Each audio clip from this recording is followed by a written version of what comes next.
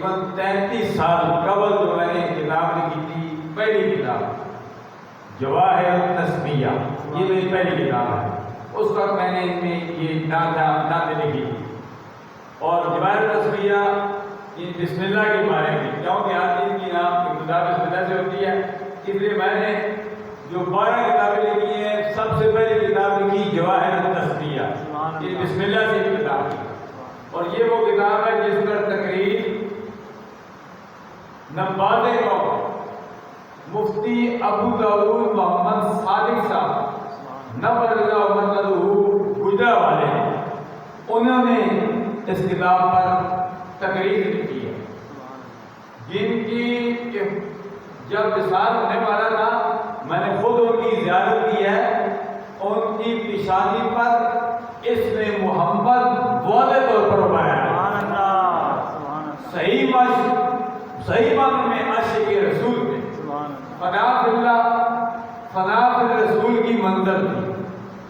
اور ان کا لقب تھا نواز قوم۔ الحمدللہ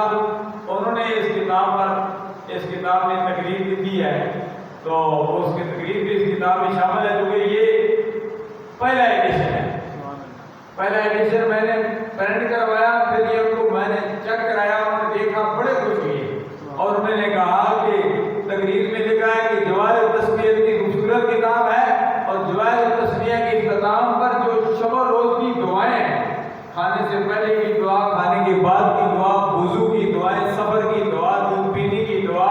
سونے کی دعا، اٹھنے کی دعا، انہوں نے کہا یہ دعائیں سونے پر سہاگا ہے۔ یہ بات ختم ہو گئی، اب اگلی چلتی ہے، یہ ہے جواہر التسمیہ، اور اس کا نام جواہر التسمیہ خواجہ پیر حافظ سلطان محمود صاحب آستانہ عالیہ دریائے رحمت سے، انہوں نے اس کا نام رکھا جواہر التسمیہ۔ انہیں بڑی شوق تھا اور بڑا ذوق تھا کتابیں لکھنے کا بھی، اور بہت بڑے عالم تھے، اور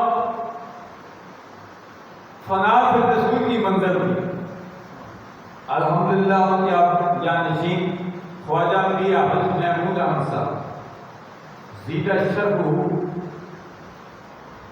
ہر حوالے سے، ہر سٹیج سے اس فیض کو تقسیم کر رہے ہیں۔ تو پیر میں نشاط علیہ رحمت سے میں نے کلام پڑھا، اب دوسرا کلام پڑھتے ہیں تھوڑا سا۔ پھر آخر میں علامہ شفیع قادری علیہ رحمت کا کلام پڑھ کو جو پڑھا کرتے تھے۔ دوسرا کلام میں نے اس میں لکھا، اس وقت نیا نیا جوان تھا، شیخ طریقت محمد بلال محمد ریاض قادری صاحب، وہ غالباً 90 میں یا 92 میں یہاں دانا دار میں تشریف بھی لائے تھے، وہاں اس وقت نعت پڑھی تھی حاجی وحید علی شاہ صاحب، سادات بیٹری والے، بسم اللہ بیٹری والے، انہوں نے اس وقت نعت پڑھی تھی، مجھے زندہ یاد